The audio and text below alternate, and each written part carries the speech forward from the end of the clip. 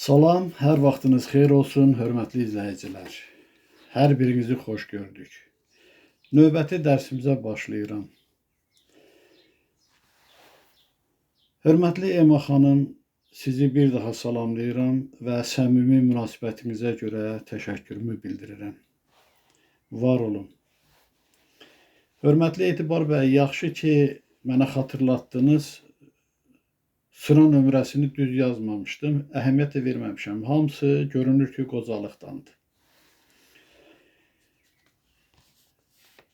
Mən o sual edən şəxsə belə bir məlumat vermək istəyirəm ki, pilot haqqında maraqlanırsınızsa, YouTube-da belə bir başlıq yazın. Общение с правительством, с представителем внеземной sivilizasiya.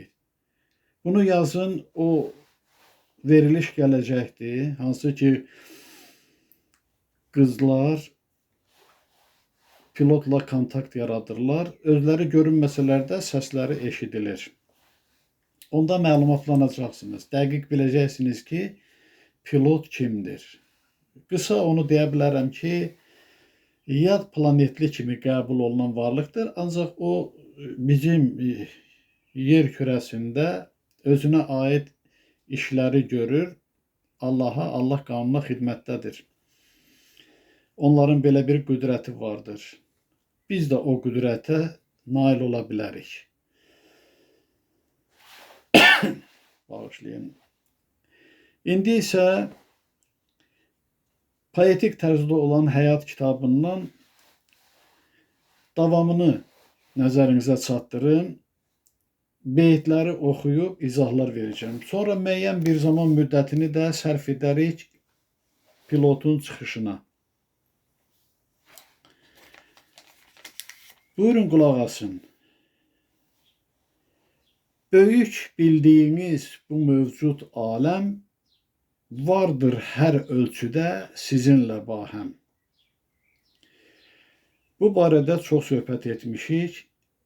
Bu aləm, bu kainat bizim üçün olduqca böyük görünür. Onu əsasən sonsuz kimi qəbul edirlər. Ancaq o sonludur, nəhayətlidir. İzahlar vermişəm. Və hər bir kəsin düşüncəsinə uyğun tərzdə formalaşır. Eyni zamanda da hər bir düşünənin şuur dairəsi daxilindədir. Mən hansı ki adi məqamdan söhbət edirəm, orada müəyyən izahlar vermişəm. İnşallah əlavə etdikcə nəzərinizə çatdıracağam. Eyni zamanda da daha ətraflı fikirlər söyləyəcəm bu barədə. Bilməyimiz lazımdır. Lazım olmasaydı mən bu söhbətləri etməzdim. Sizi əks etdirir yaşanan həyat. Yanlış anlamısınız onu hər bir vaxt. Niyə yanlış deyilir burada? Kainat barədə söylənən fikirlər tam həqiqəti əks etdirmir. Heç kəs düşünməyib ki, kainat onu, o da kainatı əks etdirir. Və mən söhbətlərimdə bu həqiqəti sizlərə çatdırmışam ki, həyat nə deməkdir? Həyatın əsl mahiyyəti, mənası axirət zamanında aşkarlanır. Bunun da bir səbəbi vardır. Təkrarlığa yer vermək istəmirəm və qısaca onu deyim ki, biz kainatın qoynunda yaşayırıq, varıq, kainat da bizim düşüncəmiz daxilindədir. Bunun da izahlarını vermişəm. Yeri gəlirsə, biraz da əlavə edərəm. Sirlər aşkarlanır dövrün sonunda. o dövr ki, son anı çatıb onun da. Sikl deyilir. O böyük dövrün tamamlanmasıdır. İki dövr bir-birini əks etdirir, maddi və mənəvi olaraq. İndi maddi aləmin ömür müddəti başa çatıb, o mənəvi aləmlə əvəzlənəcək. Artıq onun astanasındayıq. Demək olar ki, proseslər mənəvi həyatın yaranışına doğru gedir. Həyat heç zaman sonlanmır. Sadəcə müvəqqəti ömür mərhələləri ilə böyük bir dövrü tamamlayır və növbəti həyat mərhələsinə keçid olur. Hansı ki, bənzətmə ilə demişik. 68-lik rəqəmi, yəni üfüqi istiqamətdə yazılan 8 rəqəmi sonsuzluq rəmzidir, simvoludur. Bir gözü maddi həyata aiddir, bir gözü mənəvi həyata. Və biri-birinə keçidlə həyat əbədi yaşardır. Sadə misalını da dəfələrlə demişəm, bir daha da xatırladıram. Belə hesab edək də. Ruhumuzla varlığımız bir səkizliyi əks etdirir. Cismi olaraq olan varlığımız bir çevrədir, bir dairədir. Ruhumuz da, yəni ikinci mövcud formamızda ikinci çevrədir. İki çevrənin birliyi, vəhdəti 8 rəqəminə oxşadığına görə sonsuzluğu 8 rəqəmi ilə əlaqələndiriblər ki, sonsuzluğun rəmzi işarəsi olsun. Biz cismimizi ömrümüz başa çatanda torpağa təhvil veririk. Yəni cismi bədənimiz fəaliyyətdən dayanır və ikinci varlığımıza keçid edirik. Hansı ki görünmür. Bir çoxları tərəfindən yanlış olaraq qəbul olunmur. O ruhi halımızdır. Ruhi halla keçid edirik. Sonra yenidən cismi hala çevrilirik. Ən sadə misalı da budur. Su kütləsi, çaylar, göllər buxarlanır, buxar görünmür. Amma su kütləsinin eynidir, ondan ayrılandır. Və sonra havaya qalxır, buluda çevrilir və yağışla da yenidən özünə qayıdış edir. Yenə də kütlə halına düşür. Su kimi istifadə edirik. Bax, bizim də dünya dəyişməmiz buna oxşuyur. Ruhumuz görünmür, cismimizlə bir yerdədir, 8-lik təşkil edir. Sonra cismimizi təhvil verəndən sonra ruhi halımız növbəti həyata qədəm qoyur, necə ki su buxarlanır. Sonra yenidən özünə qayıdışla cismi hala keçir. Yəni su da kütləvi olur, kütlə kimi istifadə olunur və mayedir. Amma əslində o mayenin tərkibi də qazdan ibarətdir. Miqdarla bağlı, hansı ki 2 hidrogen atomu və 1 oksigen atomu həmin suyun varlığını təşkil edir. Qaz olduğu halda biz onu maye kimi qəbul edib istifadə edirik. Yeni bir məqama ilk pillədir o. Hesaba gəlməyən 100 illərdir o. Dövrün sonu bu demək deyil ki, həyat sona çatır. O yeni bir məqama, yeni bir aləmə ilk pillədir, keçiddir. Həmən bu maddi aləmdə ki, ömürlər yaşanır, çox illəri təşkil edir, çox illərdən təşkil olunub, çox illərdən tamamlanıb və bu da davam etmədədir. Zaman müddəti ilə ölçüldüyünə görə maddi aləm ömür mərhələlərində bir miqdar kimi göstərilir. Tutaq ki, kimsə 50 il yaşayır, kimsə 100 il yaşayır. Amma ömür mərhələsidir. Olumla ölüm arasında. Növbəti həyatda da belədir. Yenə olumla ölüm. Ölüm, olum bir-birinin eynidir, fərqli səslənsə də. İnsan ölməsə ola bilməz və olurkən ölməlidir. İkisi də olumdur.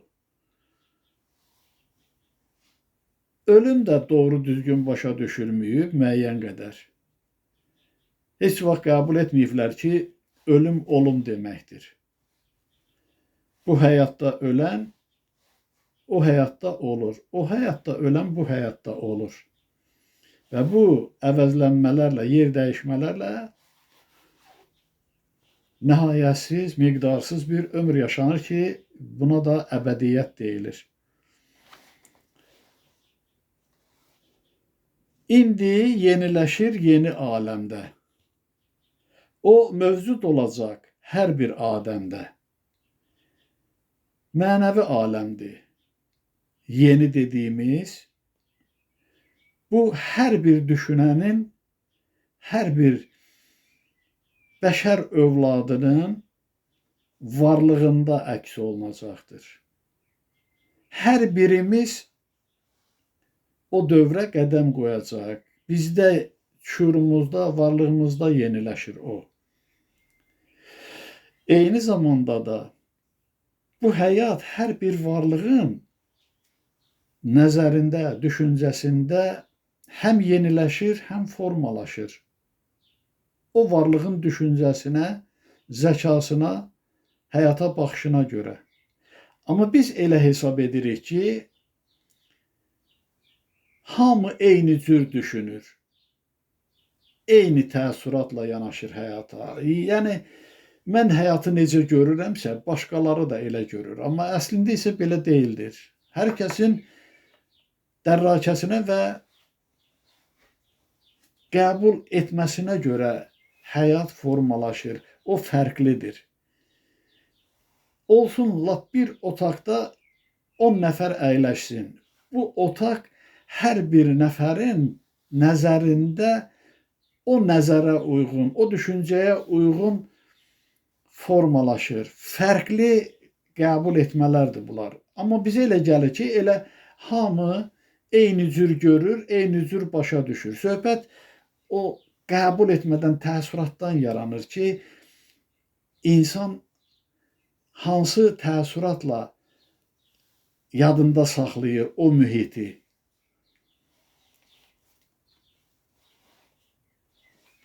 Adəmlər dəyişib olacaq insan. Adidən aliyə köçəcək ünvan. Biz bəşər övladıyıq, Adəm övladıyıq və adam adlanırıq. Amma özümüzə insan deyirik. Bu, keçmişdən qalandır. Çünki ali məqamda insan idik. Adi məqamda isə Adəmik. Yəni, Adəm Peyğəmbərdən törəyənlərik. El təbirincə danışıram bunu. Yəni, Adəmlər ali məqama qədəm qoyanda, yəni o mənəvi aləmdir, mötəbər aləmdir. Ağlına, zəkasına, mənəviyyatına görə insana çevrilir. Sadə misalında həmişə deyirəm mən. Orta məktəbdə şagird adlanırıq, ali məktəbdə tələbə. Orada təhsil müəssisəsidir, orta məktəbdə. Təməl orta məktəbdir. Amma bizlərə orta məktəbdə oxuyanda şagird deyirdilər, tələbə demirdilər. Nə də tələbəyə şagird demirlər. O mövqeyə görə, o aləmə görə fərqlənirlər. Çünki ali məktəb tələbəsi orta məktəb tələbəsindən yüksək biliyə malik olur. Bu, fərqlənsin deyə belə adlandırılır. Şagird deyəndə bilirsən ki, orta məktəbdə təhsil alır. Tələbə deyəndə bilirsən ki, ali məktəbdə təhsil alır. İndi adəm deyəndə demək maddi dünyadakı düşüncə sahibi nəzərdə tutulur. İnsan deyəndə ali həyatdakı belə bəşər övladı deyək, düşüncə sahibi nəzərimizdə canlanır. Hansı səbəblərdən baş verir bu hal? Dinləyin, deyirəm, müşküldür sual. Cavab üçün dərinə baş vurmalıyam. Yanlış danışanı susturmalıyam. Bu mənada ki, daha da geniş izaha ehtiyac duyulur və eyni zamanda da yanlış danışanları susturmaq lazımdır ki, yanlışlıqla başqalarını da yanıltmasınlar. Həqiqəti olduğu kimi qəbul etməyi bacarsınlar. Fərqi görsünlər. Bu çox önəmlidir. Çünki insan özündən razı qalanda onda bir passivləşmə gedir. Elə ki, insan biliyi ilə hesablaşmır, onu daha da genişləndirmək istəyir, axtarışda olur. Və axtaran da tapır, istədiyinə nail olur. Adi bilik səviyyəsindən ali bilik səviyyəsinə keçir. Bu da mütləq lazımdır. Çünki şuur həmişə fəaliyyətdə olmalıdır. Şuur itiləşməlidir, pardaqlanmalıdır ki, kəsərli olsun. Yəni, sirlənmiş həqiqətləri anlamaq gücünə malik olsun, qüdrətinə malik olsun. Həyat belə cərəyan edir. Əks halda yerində sayar, bəşər övladları inkişaf etməzlər. Və belə geriyə qalanlar çoxdur. Elə bu yer kürəsinin özündə o icma quruluşunda olduğu kimi, ibtidai icma quruluşunda yaşayanlar kimi yaşayanlar var. Hələ onlarda inkişaf ləng gedir. Əgər ləng getməsəydi, onlar da müəyyən texnikaya nail olardılar. İndi bu da müəyyən səbəblərdən baş verir. Ancaq bu düşüncədə, bu əqidədə olanlar da vardır. Demək olmaz ki, onlar mənəviyyatsızdırlar. Onların da özlərinə münasib mənəviyyatları vardır. Hansı ki, ilahi dərsdə mənə uca Allahımız dedi ki, Amazoniyada yaşayanlar sizdən mənəviyyatlıdır. Bu sözü mənə dedi. Mən də öz içərimdə heyrətləndim ki, görəsən uca Allahımız niyə belə deyir? Yəni onlarda bizdə olduğu qədər məkr yoxdur. Qəbilə halında yaşayırlar, ov edirlər. Zorakılıqlar yoxdur, mənimsəmələr yoxdur. Eyni zamanda da onlar o həyat tərzini daha əsas tuturlar. Bunu mən xronikaya baxanda eşitmişəm ki, bu sivil dünyaya gəlmək istəmirlər. Hələ elələri var ki, müəyyən adalarda yaşayırlar. Bir kimsəni ora buraxmırlar ki, ora qədəm qoysunlar, mübarizə aparırlar. Çünki öz həyat tərzlərindən razıdırlar. Elə bu baxımdan da mən belə qəbul edirəm ki, uca Allahımız həqiqəti mənə dedi.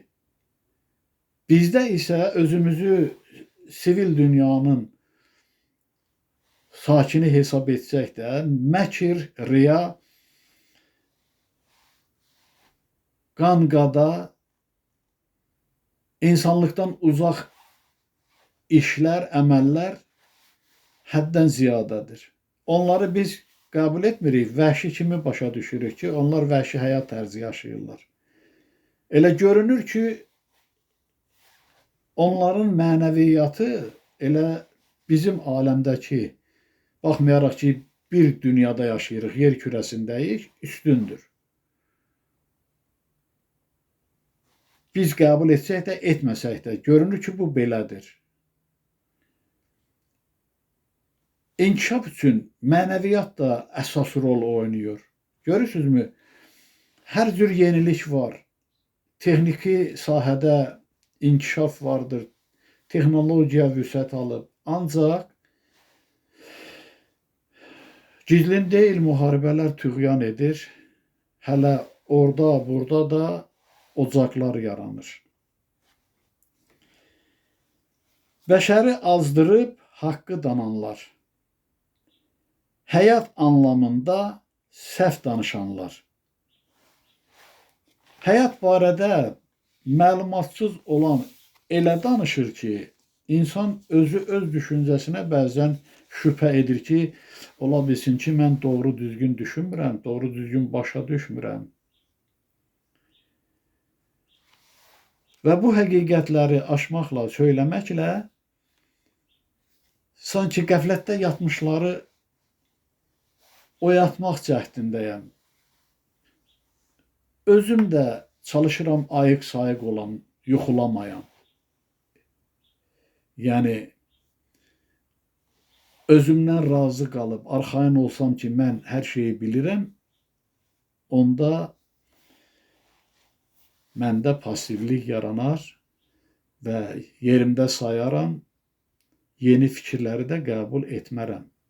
Daha doğrusu edə bilmərəm. Əgər özümdən razı qalaramsa, bu bir durğunluq yaradır. Və onu sizə deyim ki, mən xeyli yazılar yazmışam. Çıxışlarıma başdan qulaq assanız, hətta yazdığım romanda da əks etdirmişəm, poemada da əks etdirmişəm. Həyat sirlərini birər-birər açıb söyləmişəm ki, budur həyat.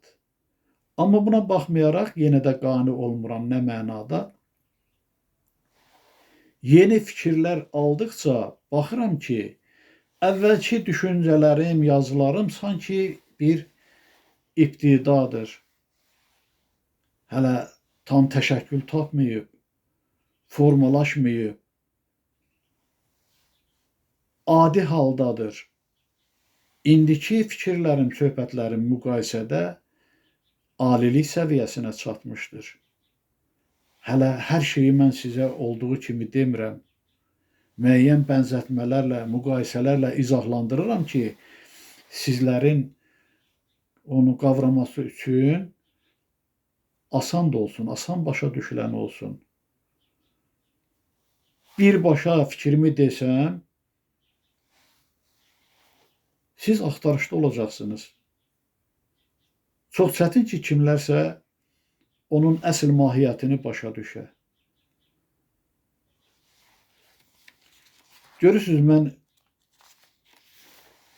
ilkin olaraq söylədim ki, həyat bizim varlığımızdadır. Biz də onun qoynunda yaşayırıq. Bu böyük, hüdudsuz aləm bizim kiçik hesab etdiyimiz düşüncəmizin çevrəsi daxilindədir. Bu elə belə söz deyil. Onu sübut etməyə gərək insanın qüdrəti olsun, qabiliyyəti olsun ki, bu doğrudanmı belədir?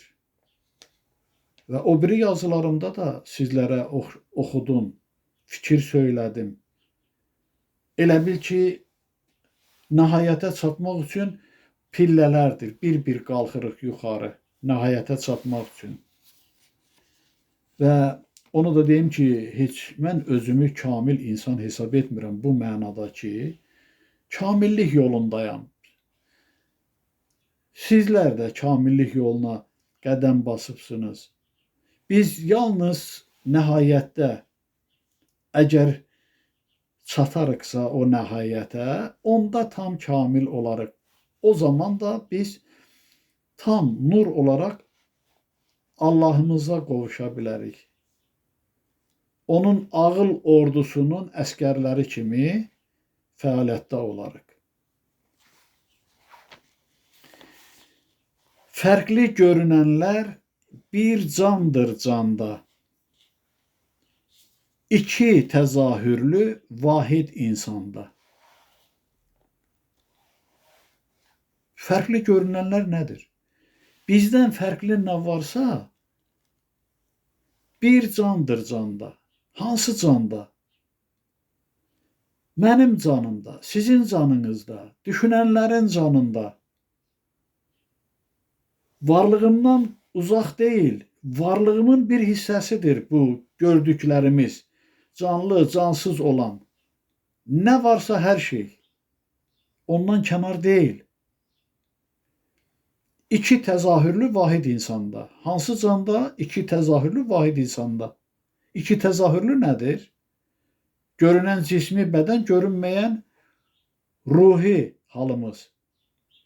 Bəli, vahidlik təşkil edirik. Görünən görünməyən kimi, olan olmayan kimi.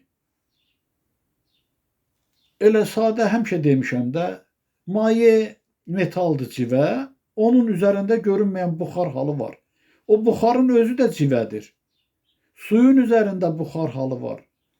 O suyun özüdür, buxar halıdır. Və bizim də ruhumuz, bizim deyərdim ki, buxar halımızdır. Qeyri-maddi halımızdır. O qeyri-maddi kimi qəbul etdiyimiz özü ilə maddidir. Bu həyatda görünən cismimiz maddi olaraq qəbul olunur. Elə ki, bu fəaliyyətdən düşür, o qeyri-maddi olan ruhumuz bir anda növbəti həyata keçir və elə bir anda da orada nə qədər hazırlıq prosesi gedir, geçsin, fərq etməz. Bir anın hökmü ilə də o yenidən maddi olaraq təzahür edir.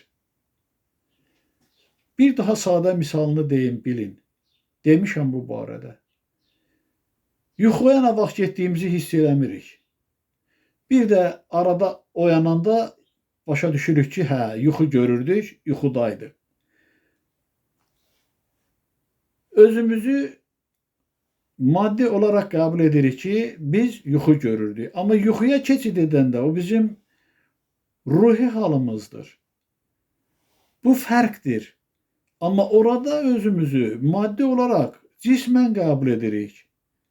Demək, keçid halı ruhi halla olur, o həyatda maddiləşirik.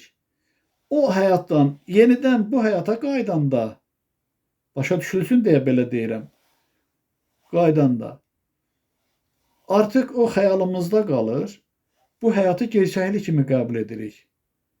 O həyatda olanda bu varlığımız, cismi bədənimiz ruh kimi varlığını saxlayır. Bu həyatda olanda o gördüyümüz xəyal olaraq yadımızda qalır. Yəni olan olmayan kimi, maddi qeyri-maddi kimi iki mövcudluqda biz əvəzlənirik, yer dəyişmə edirik. Ona görə burada qeyd etmişəm ki, fərqli görünənlər nə varsa bizdən fərqli. Hamısı bir candır canda.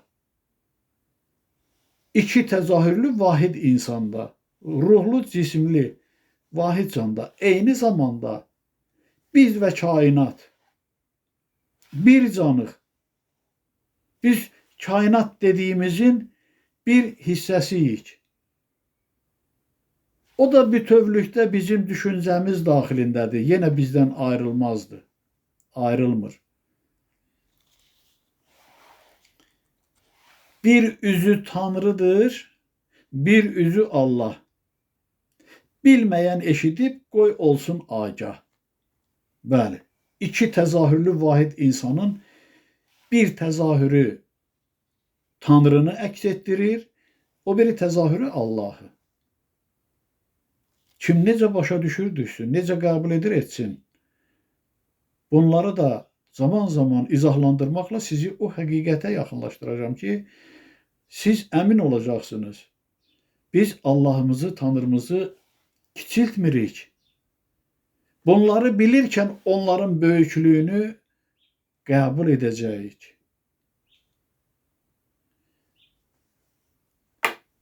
Baba nənəmiz var evdə. İkisi də qocalıblar, əldən düşüblər. Onlar kiçik yaradan kimi atamızı, anamızı yaradıblar. Atamız, anamız da bizləri yaradıblar. Biz həm ata-anamızın varlığını əks etdiririk və onların cismində yaşamışıq. Eyni zamanda ata-anamız və bizlər baba-nənəmizin canında yaşayıb özləri olmuşuq. İndi onlar çəlimsizdir, zəifdir, qocalıblar, inkar edək və yaxud da ki, üstdən aşağı baxaq. Əksinə başa düşənlər onların ehtiramında durur. Əzizləyirlər, sevirlər. Mənim ölənlərinizə rəhmət. Bir bibim var idi, bizdə qalırdı, qoca arvad idi. Bir adamın həddi nə idi ki, onun xətrinə dəysin? Mən özüm də həmişə onun ehtiramında durmuşam. Yəni, nəyi demək istəyirəm? Biz özümüzdə güc, təpər hiss etdikcə, müəyyən qədər biliyə sahib olduqca, sinəmizə döyək ki, biz varıq, mənəm, Allah yoxdur, Tanrı yoxdur və necə ki, Sovetlər ölkəsi Allahsız bir ölkəyə çevrilmişdi, bu düşüncə ilə də böyük günah etdilər və biz də bu düşüncədə olarıqsa günaha yol verərik. Hələ elə sir var ki, Allahımız, Tanrımız haqqında mən hələ deməmişəm o barədə. Onun zamanını gözləyirəm deyəm. O vaxta qədər sizlər yetişməlisiniz. Eyhamlarla deyirəm, misallarla deyirəm.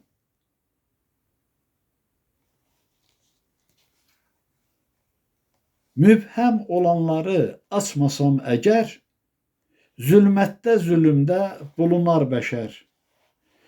Yəni, sirli olanları açmasam, aşkarlamasam, zülümdə, zillətdə, zülmətdə, zülümdə bulunar bəşər. İstəyirsiniz inanın, istəmirsiniz inanmayın. Bu belə də vardır. Mənim bütün söhbətlərim bəşəridir. Və vaxt gələcək, bütün bəşər məlumatlanacaq, biləcək. O da olacaqdır. Necə ki, bir zamanlar mən heç ağlıma gətirmirdim ki, həyat məktəbi yaradacağım və onun dinləyiciləri olacaq. İzləyicilər olacaq. Görürsünüz, bu məqam gəldi. Və elə bir zaman yaxınlaşır ki, çox da uzaq olmayan bir müddətdə. Bəşər üçün deyəcəklərimi deyəcəm.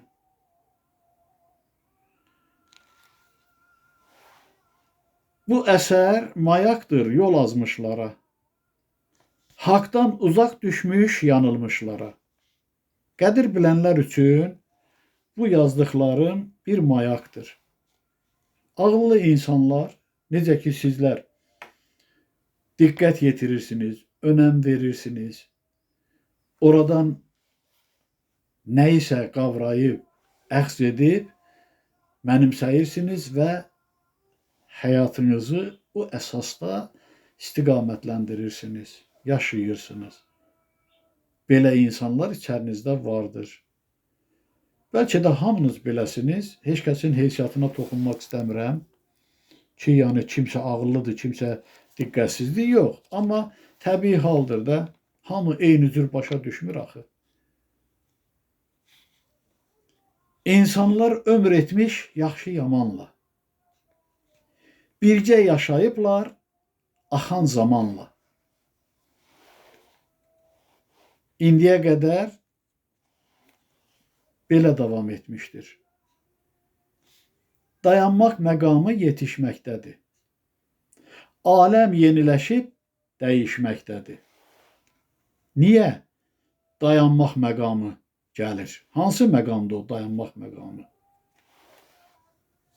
O yetişməkdədir. Kainatın sıxılma prosesinin o son məqamıdır. Həyat dayanacaq. Bağışlayın. Olanlar nə ki var, hər şey bir məqamda olmayana çevriləcək və yenidən təzahür edəcəkdir. O bir məqam, elə sonsuz həyat deyək, sonsuz sözünü mən qəbul etmirəm, sonsuz həyat kimi, sonsuz müddət kimi başa düşülsün.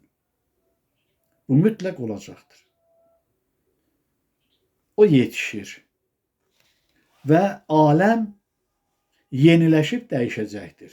Maddi aləm mənəvi aləmlə əvəzlənəcək. Dəyişməz bir varlıq qalmayacaqdır. Heç də hər kəs nicat tapmayacaqdır. Elə bir varlıq olmayacaq ki, o dəyişməmiş olsun, yeniləşməmiş olsun. Hətta uca yaradanımız da dəyişəcəkdir. Özü olacaq, amma dəyişəcəkdir. Allahımızla birgə Tanrımız da. Ayrılmaz varlıqlardır. İki yarımların bütövlüyüdür. Və hər kəsdən nicat tapmayacaqdır. Yəni, zülmə məruz qalanlar olacaq. O bir məqamda onlar da dəyişəcək, amma o bir məqam sonu görünməyən bir aləmə çevriləcək. Həm şadlananlar üçün, həm qəmə batanlar üçün. Və o bir an elə bir müddətdir ki, sonu görünməyəcək. O cəhənnəmə düşənlər müsibətlər görüb oyananda Allahın izni ilə bağışlanacaqlar və inkişaf etdiriləcəklər yüksək həyat tərzinə doğru. Mütləq təmizlənməlidirlər. Mütləq. Bunsuz mümkün deyildir. Çünki həyat paçlıqla yenidən təşəkkül tapacaq.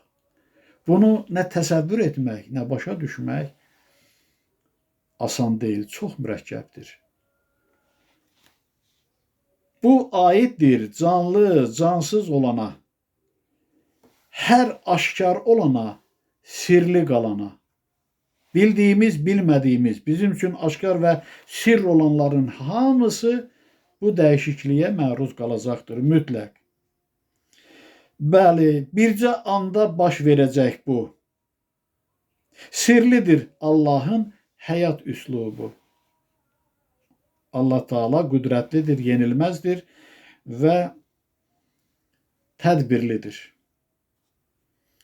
Allahımız öz tədbiri ilə bu prosesləri həyata keçirəcək mütləq. Öz rüsxəti ilə açıram sirri. Sözlə yaranacaq sirrin təsviri. Allahımızın izni, iradəsi ilə, icazəsi ilə mən bu söhbətləri edirəm və etməkdə də davam edirəm, özünüz görürsünüz. Sözlə yaranacaq sirrin təsviri.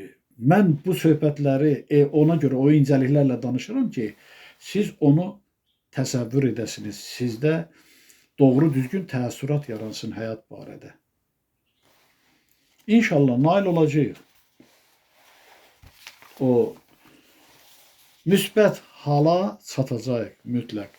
Amma cəhd eləmək lazımdır. İndi isə müəyyən vaxtımızı da o pilotun dedikləri ilə tamamlayaq. Davamını oxuyuram, amma axırıncı cümlələri başa düşülsün deyə, ardıcıllıq olsun deyə təkrar oxuyacağım. Deyir ki, heç kəsə mane olmayın. Qoy hərə inkişaf və yüksəliş yolunu özü seçsin. Amma bu yüksəlişə gəlib çatmaq lazımdır, labüddür. Kimsə ağrı acıyla, kimsə normal təbii yolla gəlib çıxır. Normal yolla gələnlər, sizlər də daxil olmaqla həyata açıq gözlə baxanlardır, dərk edənlərdir. Amma ağrı acı ilə gələnlər isə o cəhənnəm yolundan fırlanıb gələnlər olacaqdır. Hansı ki, incənə söhbət etdim o barədə. Çox adam bu yönümdə düşünür. Bu çətin alqoritmləri deyil, anlamaq da çətinlik yaratmır.